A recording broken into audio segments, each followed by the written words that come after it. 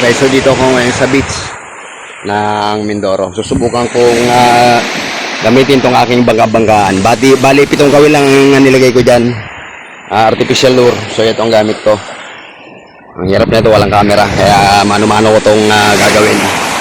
Kaya hagis ko muna ito roon. Ilalagay muna itong kuwan dito. Yung pinaka guide niya. Hala, nabalik ka dyan. Kaya lilipat ko muna itong ano rito sa kabila para dito yung atakin. Yan lang.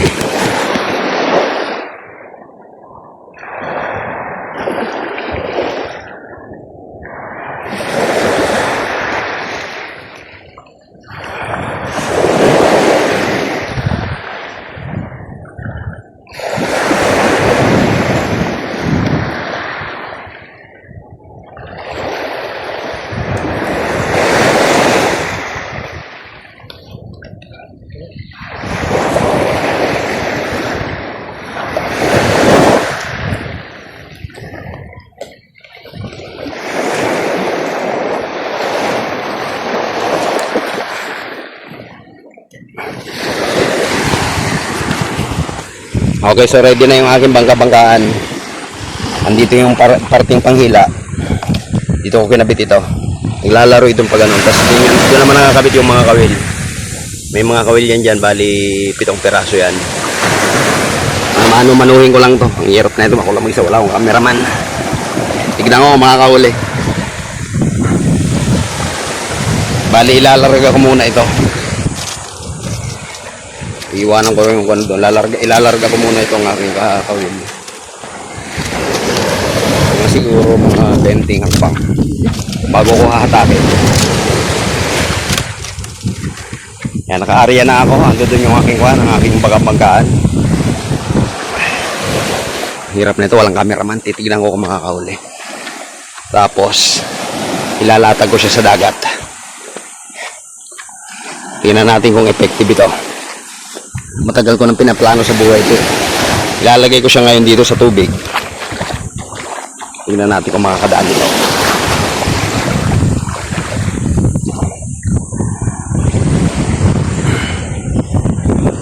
Yan, bahala na siya mamaya dyan. Hilahin ko lang ito dito. Maglakad. Okay, nahawakan ko ng tansi. Ayun. Unti na siyang lumalabas. Ayaw na yung pupunta sa loob ng dagat.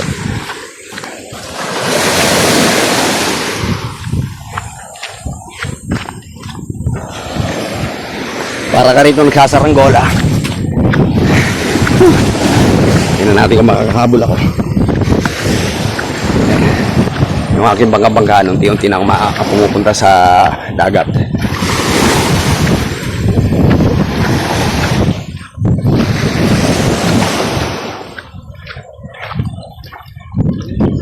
Hindi masyado makita.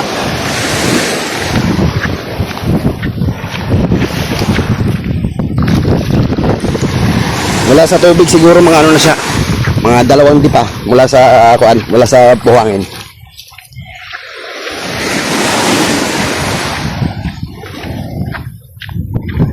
Sa gilid pa rin, hindi pa rin napunta sa malalim. Tingnan natin malalim. Sa malalim na parte.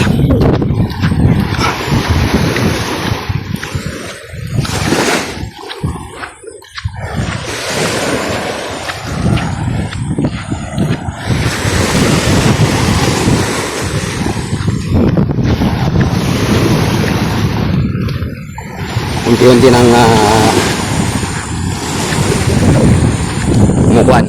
pumupunta sa alaot. Mga megit na 2 dipa.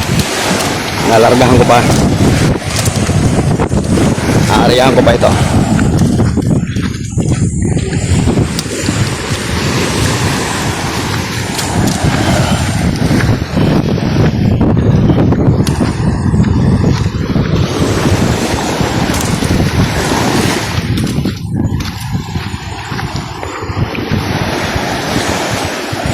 Hindi ko na masyado makita yung aking bangka-bangkaan.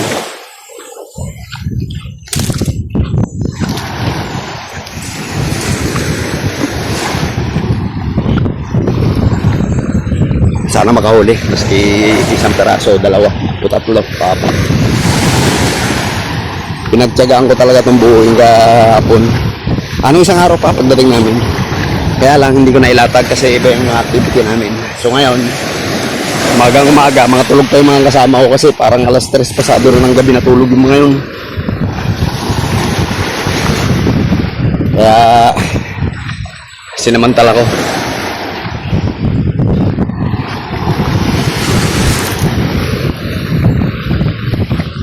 Tingnan natin kung makakahuli mamaya. Hanggang doon lang ako sa may kuwan na yun, sa may kanto na yun.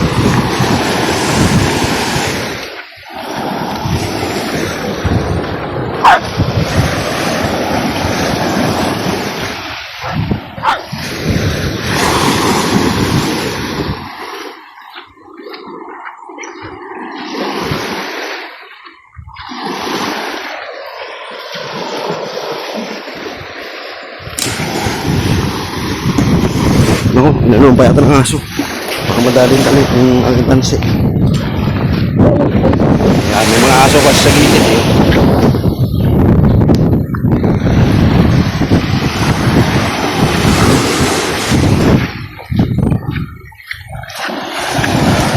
Okay, so titignan natin mamaya.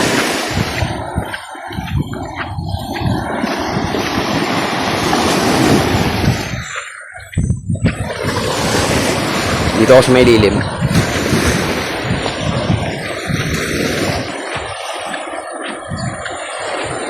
Okay, so pagdating dito, papandawin ko na ito. Titignan ko kung may huli. Kaya lang, hindi ko makahawakan yung camera. Wala akong panghawak. So, ikiting ko na lang ito. Tingnan natin kung nakadali. Okay, so tumigil na ako. Bali, tingnan natin kung may nahuli nga. Tingnan natin. Sumabit sa kwan. Kakalasin natin ito. Sumabit sa butawi ito. Halaman dagat. Aray. Yung mga halaman kasi sa kwan. Yun, isa. So, dalawa uli. Yun. Dalawang peraso. May yata to, bakok. Ano ba tawag dito? Nahinga-hinga pa eh. Oh. Hindi ko alam kung anong tawag sa islang ito. Comment nyo na lang kung anong klaseng isda ito. Butiki ba tawag dito?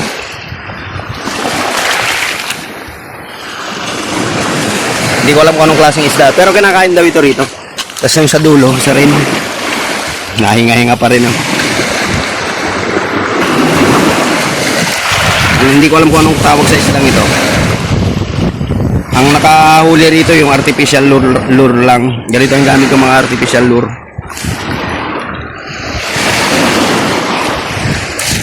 Ganito. So hindi tayo na zero, nakadalawa tayo. Paki-comment na lang kung anong klaseng isda itong nahuli ko. Ayan o. Yung dalawang panghuling-huling kawil lang na nakadali. Parang ano eh. Hindi ko alam kung butiki tawag sa ganito.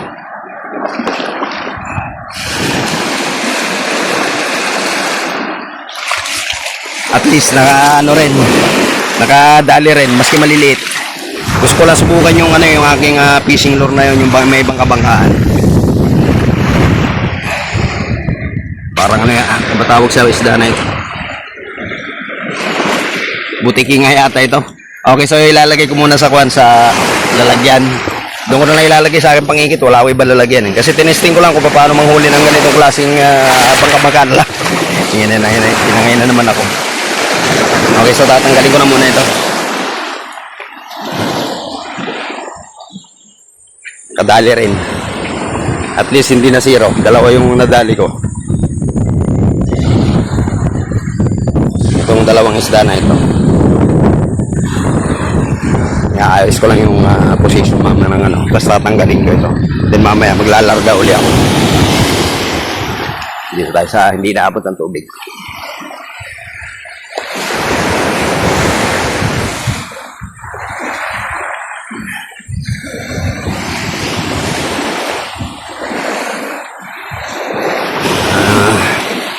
tagumpay.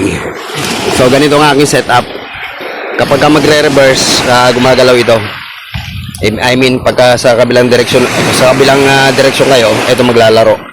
Habang hinahatak ito, yung bangka naman ganyan, magiging ganyan ang position. So ang tendency, pumunta sa malayo. Then yung aking kumain, dito ko lang tinali sa gilid. Okay, so maglalatag uli ako pagkatapos ko na may lagay yung mga isda rito. Hirap na walang cameraman. Tanggalin ko lang yung mga isda.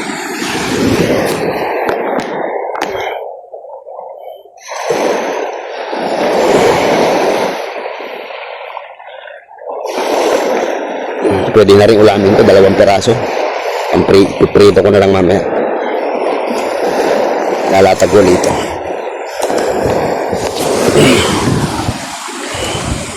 Dito ko na lang muna ilalagay. Hirap ano lang, kasyang-kasya lang sa bote ko siguro. Kasya ka. Para masikip. Kasya. Tala sa mga ngipin, no? Okay, so ilalatag ko na ulit ang aking bangka-bangkaan. Kaya lang, ang hirap nung walang cameraman. Kaya, wala ko paano gagawin. Okay, so ilalatag ko mamaya pag nasa laut na baka kunan ko ito ng footage. Kung hindi, hanggang isang lakad talaga ko hanggang sa dulong yon, then diretso na ako sa bahay. At least hindi nasira yung aking impression. Bali, first time ko lang na magganito. Dito ko na nga lang inassemble to eh. Actually meron ako nito sa school, medyo maayos ang pagkagagawa kasi ito ano lang to eh. Ikitan ko lang ng tali yan, parang emergency na na gawa. Gumawa na lang ako ng kawayan, tinuhog ko, pero yung gawa ko sa school napakaganda. Iyari yung sa plywood, minasilya ko pa. Ito, ganito lang kagad. Pwede pala yung ganito, madalian. Okay, so ilalatag ko to. Then pagdating sa bandang dulong yon, aakyat na ako kasi doon ang daan papunta sa kakaliwa ko dyan. Then aakyat na ako sa bahay. Baka hinahanap na nila ako. Okay, so pauwi na ako. Ito lang yung aking huli, 2 peraso. At least hindi na zero yung aking bangka-bangkaan. So ito lang ang aking nahuli ngayon. First time ko maglatag ng aking bangka-bangkaan dito sa baybayin ng Mindoro. So pabalik na uli ako sa pwesto namin. I mean sa bahay ni na Robby.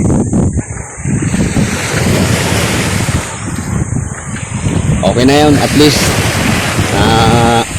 nakita ko na effective na nakakahuli ng isda itong aking bangka-bangkaan.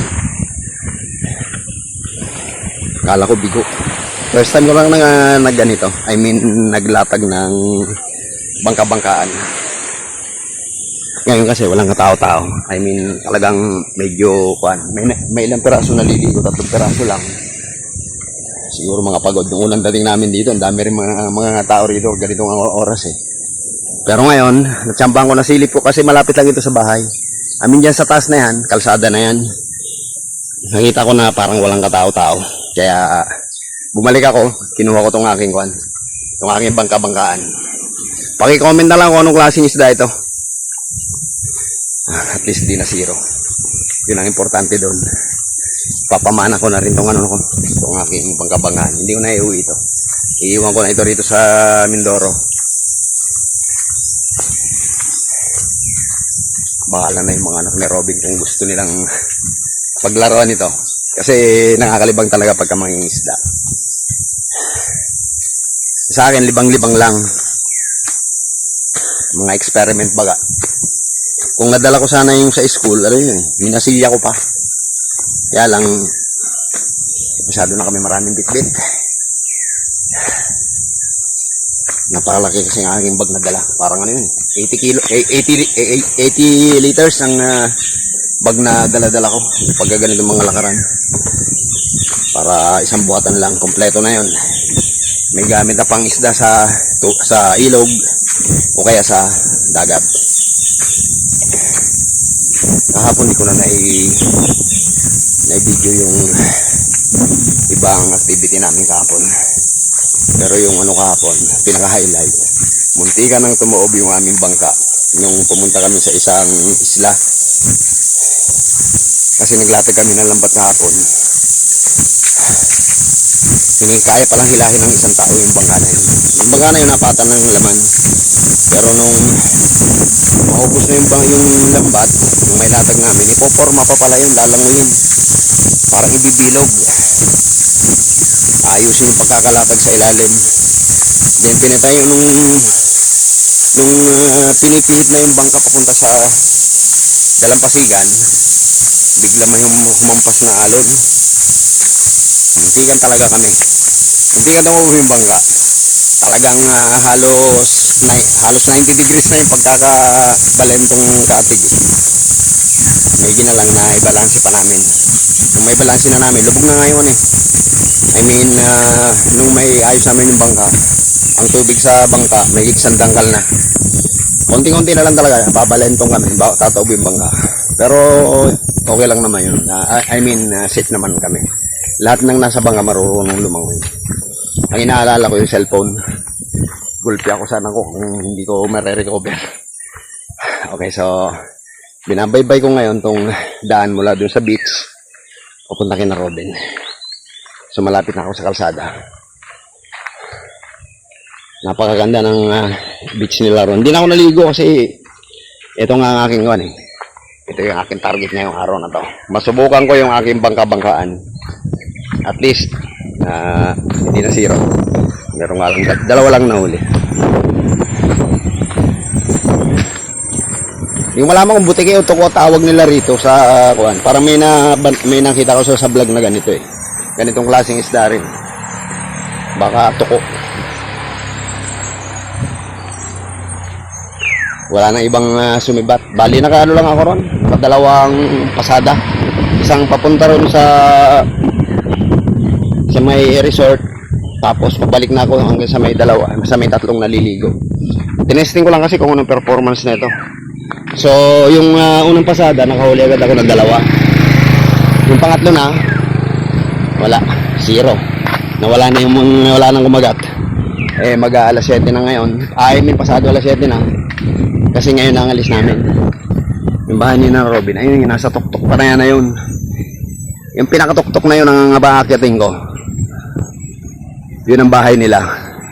Kaya hingal kabayo na naman tayo ngayon pagkakyat. May raos lang. Sinamantala ko kanina kasi tulog pa sila lahat kanina pag alis ko eh. Kasi kagabi natulog yung mga na. Pasado na yata alas 3:30 na yata nagpulasan yung tropa kagabi. Nawili sila sa PBT nila kagabi. Medyo nagkasayahan sila. Nakalas lang yung aking bangga-banggaan na yun siguro.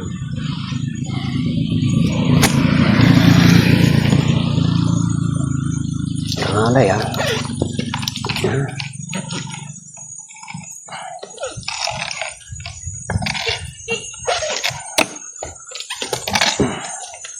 kakangalay kasi. Isin ko lang yung pagdadala. Ayan. Nangalay kasi ako. Mula pa kanina sa dagat kanina. Hawak ko na ito ng kaliwang kamay. So medyo paakit yung dadaanan natin. Dadaanan ko pala. Pagkatapos, yung tuktok na bahay na yun, yung kulay puti. Yung kaliwa, hindi yan yung puting-puti. Yung banda rito sa may lampas ng tatlong poste. Medyo talagang matarik ang pinalalagyan ng bahay nila. Napakabait ng magulang ni Robin, pati yung kapatid niya, kasi pinayagan niya kami na medyo magbakasyon dito sa kanila. Ayan ang dadaanan. Mula rito sa kalsada, yan, paakyat na agad. Tinitignan ko pa lang, parang hinihingal na ako. Simula na uli ng pag-aakyat.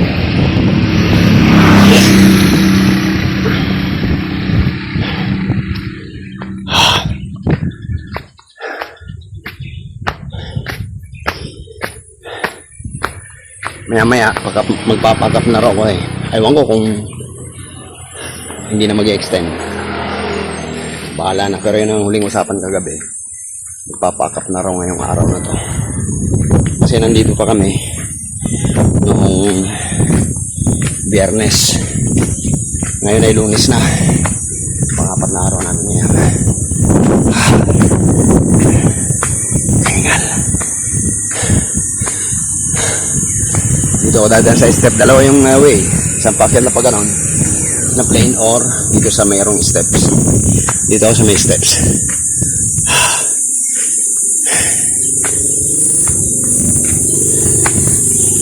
Pahinga muna sa unang step.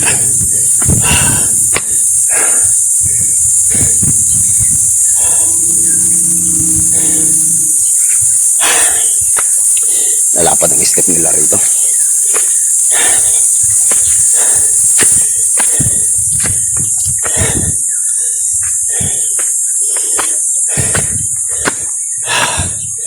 Hindi ko alam kung kumain na sila.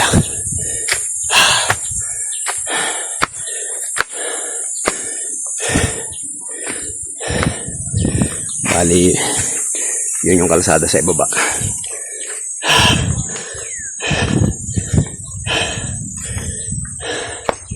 Ito na yung bahay.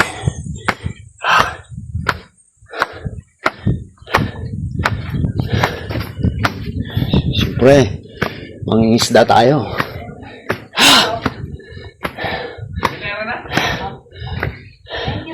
Huwag na kayo bumili ng isda. Marami akong ulit. 2 pating. Wala. Kaya ba? Pinisit nila. Sa tayo na Matabiling dagat. Hindi yung huli nila kagabi, oh. Shit, yan, tapat. Ah, saan? Yan ang inuhuli yan, eh. Ito, huli ko. Alam mo. Sarap yan. Anong tawag dito, Ben? Ano ba yung tawag yan tayo? Tuko? Ano ba? Tuko. Tuko? Ah, tuko nga. Sabi ko na nga ba tuko ito eh. Daalis yan ang aking bagang-banggaan. Ilan mas herbal? Dalawa? 2. 2 latag lang ako eh. Sa pag ganun. Kaya saan babalik. Nakadali rin yung bagang-banggaan ko. Bali yung mga pagkaan. Ano? Wala. Nagkano dito? Ay, yung huli. Mabusit yan. Tapat na huli yan. May mga naglalatag nga ron. Hindi ko alam kung namumusit yung mga Ang yun. gagawin mo kasi, Christy, para hindi kayo malasing, huwag ka mag-iinom. Hindi naman talaga ako inom eh. Kasi nga siya na white lady yun. White lady yun. Masapaan yun. Damay na. Ilang kilo binili nyo? Naslo. 3. Gagawin ko rito. Piprito ko ito mamaya.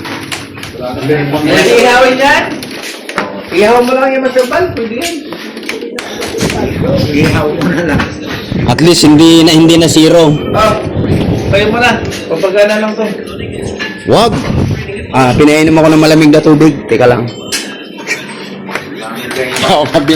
Inom lang ako ng malamig na tubig.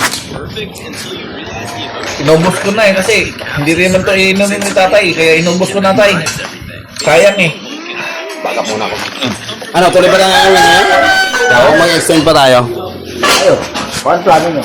Kung mag-extend tayo, ano gagawin natin? Anong activity natin ngayon? Hindi, uwi na ako. Kasi papacheck up ko bukas mga nakakita pa ng tara. Ano ba yung mga mapupunta pa magandang lugar dito? May babaka tayo. Gano'n na naman tayo. Gano'n tayo na punta kami lang. May pasok mo hindi ko na, eh. Sakit nga, sakit. Wala. Ano? Hindi na mag-extend? Kayo. Sabi gusto ko na rin muna. Dala computer namin. Wala tayo ng dita. Huli ako 2 pating. Alam mo hindi ako na zero. Ano yan? Hindi. Ay, dala. Oh. Yan? Ha? Pating yan? Oo nga, ganito yung tsura ng pating dito. Ano ba yan ba? Wallet? Hindi ko lang.